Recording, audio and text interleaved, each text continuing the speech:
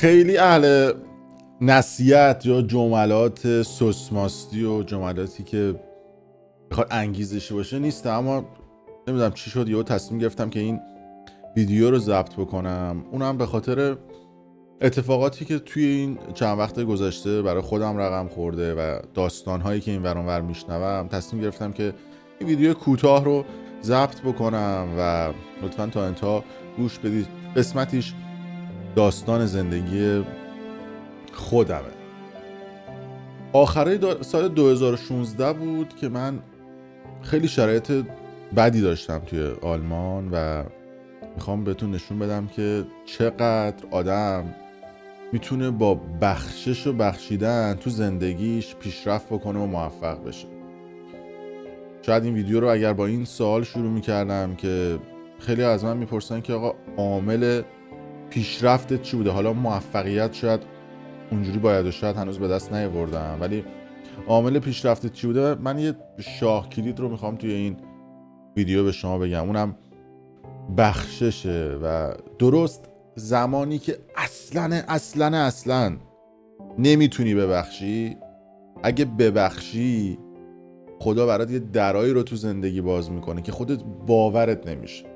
و همین حضور خدا توی زندگی من باعث پیشرفتم شده. اگه دقت کنید گفتم اصلا خیلی وقتا شما میتونی ببخشی ولی بعضی وقتا هست دیگه اصلا نمیتونی ببخشی. یعنی طرف یه بدی بهت کرده، زندگی تو نابود کرده، اومده تو زندگیت به عنوان پارتنر، به عنوان نمیدونم دوست دختر، به عنوان شوهر، به عنوان همسر، یا توی کارت یه بدی کرده بهت، تو نمیتونی هرگز اون آدم رو ببخشی. اگه موقعی که هرگز نمیتونی ببخشی خدا بهت کمک میکنه. میدونی چرا؟ چون ما میگیم که خداوند بخشنده و مهربونه دیگه، ما باید از اون یاد بگیریم.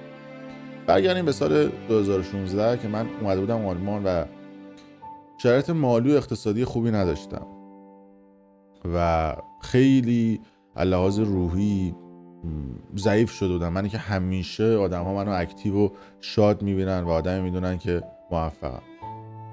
یه روز یادمه که 50 یورو بیشتر پول تو جیبم نبود. همین 2016 خیلی دور نیست و هوا بارونی بود و رفتم بیرون. حالا خیلی شرایط روح و روانی من خوب نبود. 2 آدم تو زندگی من بودن که من هیچ وقت این آدم ها رو تو زندگیم نمیخواستم ببخشم و این آدم ها اصلا باعث مهاجرت من شدن و این آدم ها زیرا به من زدن، باعث شدن من از صدا و سیما اخراج بشم، باعث شدن من اذیت بشم، باعث شدن من اون چیزی که عاشقش بودم و کار خبرنگاری بود تو ایران رو انجام بدم. این آدم ها باعث اون قضیه بودن که زیرا به من زدن و اتفاقات دیگه ای افتاد و پرونده های حراستی و حالا اونا چیزای دیگه ای که حالا شاید یه زمانه. و این آدم ها رو من هرگز نمیخواستم تو زندگی ببخشم. اون شب که تو بساط هم نبود و 50 یورو پول داشتم، رفتم بیرون و با خدای خودم خلوت کردم. گفتم که خدایا اگه یه کسی عزیزترین آدم زندگیم رو ازم بگیره، یا اگه یه کسی بیاد و بدترین بلا رو سر من بیاره، ممکنه ببخشمش، اما این 2 نفر رو نمیبخشم، چون این آدم ها باعث بدبختی و آوارگی و مهاجرت من شدن. و الان من اینجوری تک و تنها به حال وقتی من مهاجرت کردم کسی رو نداشتم، تو خارج از کشور شدم. اما حالا میخوام یه تصمیم بگیرم و یعنی اون شب گفتم، آخرای سال 2016 بود، من اینا رو میبخشم و کینه این آدم ها رو من از دلم میکنم بیرون و من این آدم ها رو توی زندگیم برای همیشه بخشیدم. گفتم اگر یه زمانی چرخ روزگار چرخید و من اینا رو دیدم، با احترام بهشون سلام میکنم. گذشت و من وارد فضای مدیایی شدم، کانال پشت پرده رو ساختم، بیزینس های دیگه رو شروع کردم و هر روز زندگی من پیشرفت کرد. اون امین فردینی که یه روزی 50 یورو پول تو جیبش بود و شرایط بدی داشت، الان به یه جایی رسیده که شاید میگم شاید، نمیخوام آدم مغروری باشم. خیلی الان حسرت زندگی منو میخورن، اما نمیدونن که من چه سختیایی کشیدم، چه گشنگیایی، چه بیپولیایی و چه بدبختیایی کشیدم تو زندگی. اما اون رخ مجازی شو نمیدونم، اون فضای مجازی رو میبینن، هیچ وقت نمیدونن و نمیفهمن و درک نمیکنن که شما مخصوصا توی اروپا و علل خصوص توی کشور آلمان اگه تلاش نکنی هیچ وقت به یه جایی نمیرسی. من اینا رو بخشیدم و بعد از اون هر روز اتفاقات خوبی برام افتاد و اونجا من یه معامله با خدا کردم. گفتم ما که خدا بالاتر نیستیم، خدا بنده هاشو میبخشه، چرا من نبخشم؟ پس منم میبخشم. و هر موقع تو زندگی برام هر اتفاقی میافتاد، چه مثبت چه منفی، علل خصوص اتفاقات مثبت، یه پولی به دست می آوردم، یا آدما می اومدن پیشم با هم عکس می گرفتن. حالا من بازم میگم اونچنان آدم خاصی نیستم. یا هر اتفاق خوبی برام می افتاد، همیشه برای چند ثانیه من چشامو میبندم و میگم خدایا دمت گرم، ببین الان من تو اشغالم، الان تو پارتیم، 10 تا دختر، 10 تا داف، نمیدونم فلان، دارم مشروب، ببین من الان تو اشغالم، به یادتم. اگه من یه موقعی هم اتفاق برام افتاد، تو باید به یادم باشه، رفیقمی. آدم با خداش رفیق دیگه. گفتم که اونجوری که دیگه من دیگه رفیقت نمیدونم، دن سرویس بر هوا منو داشته باش. یعنی لحن دیالوگ من و خدام اینطوریه همیشه با.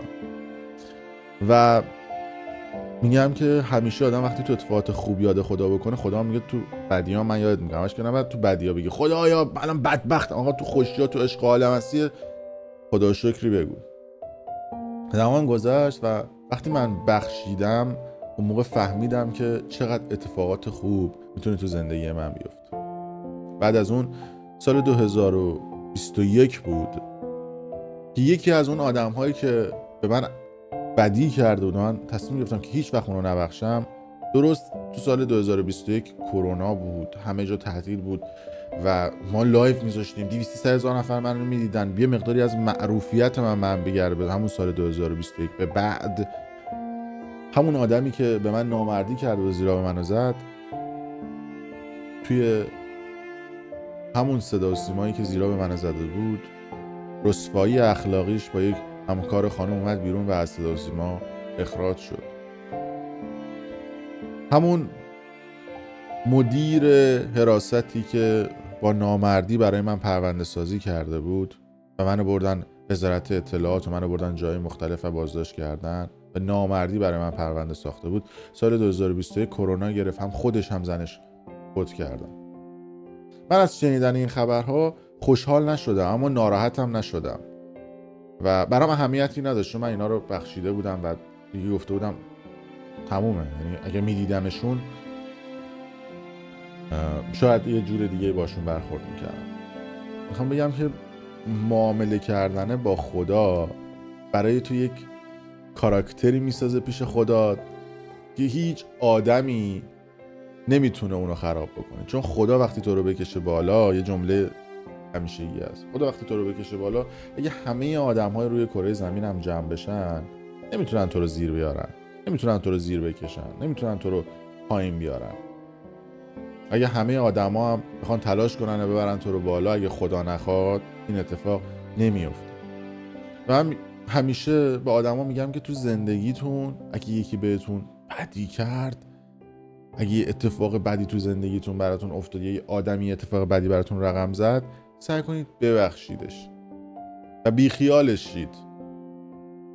بخشایش رو از خدا یاد بگیرید. اگه این اتفاق بیفته، خدا برای شما تو زندگیتون یه دریچه‌هایی رو باز میکنه که خودتون هم باورتون نمیشه که این دریچه‌ها چجوری براتون باز شده و میگه که آها حالا وقتشه من بهش بدم. بعد انقدر به شما خدا حال میده، انقدر به شما میده، انقدر به شما میده، انقدر تا شما ناشکر بشید، بگی بابا بسته دیگه. اونجاست که دوباره کم کم همه رو ازت میگیره. ولی من خدا رو شکر میکنم که خدا برای من یه مسیری رو باز کرد که همیشه بدونم اگر هر چیزی شروعش سخته و هر اتفاقی شروعش سخته، پایان خوبی داره.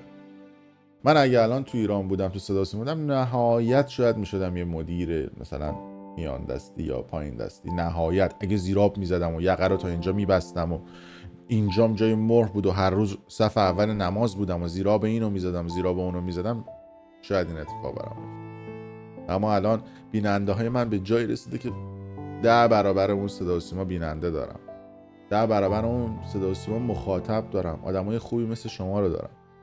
و این چرخ روزگار بوده دیگه، یعنی خدا گذاشت و من امتحان کرد. درست زمانی که من نمیخواستم ببخشم بخشیدم، بیهویی شاید در کسری از ثانیه این تصمیم گرفتم. و درست زمانی که من در اوج بودم بدبختی اون آدمایی رو دیدم که به من نامردی کرده بودن. اگه به حق یه کاری انجام میدادن من دلم نمیسوخت، اگه یه چیزی واقعیت داشت میمدن میگفتم من دلم نمیسوخت. من به خاطر اصلا همون زیرابزنی ها بود که از اون مملکت رفتم. برای همینه کسی که ریا میکنه، کسی که دروغ میگه، میاد تو صف اول افشاگری من در رسانه رشد دارم. و خدا رو شکر میکنم و خدا رو شاکرم بابت دوستای خوبی که شما هستی، ولی اهل نصیحت کردن و اهل این چیزا نیستم. فقط یه کوچولو خواستم میگم، یه روزی شاید داستان زندگیمو گفتم، یه روزی شاید سختیایی هم که من توی آلمان کشیدم و بهتون گفتم، بیپولی ها و حرف ها و تهمت ها. همه آدما فکر میکنن که ما یه بابا پولداری داشتیم، بابای پول داده، یه عده‌ام که قربونش برن فکر میکنن ما از جمهوری اسلامی پول میگیریم. ببین اونا دیگه چقدر کودن، حالا دیگه بحث اونا رو نمیکنم.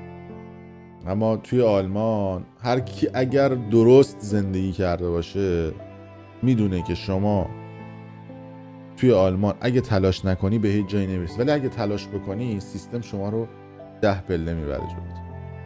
مرسی و دمتون گرم که یه چند دقیقه‌ای به حرفای من گوش دادید. خیلی مخلصم.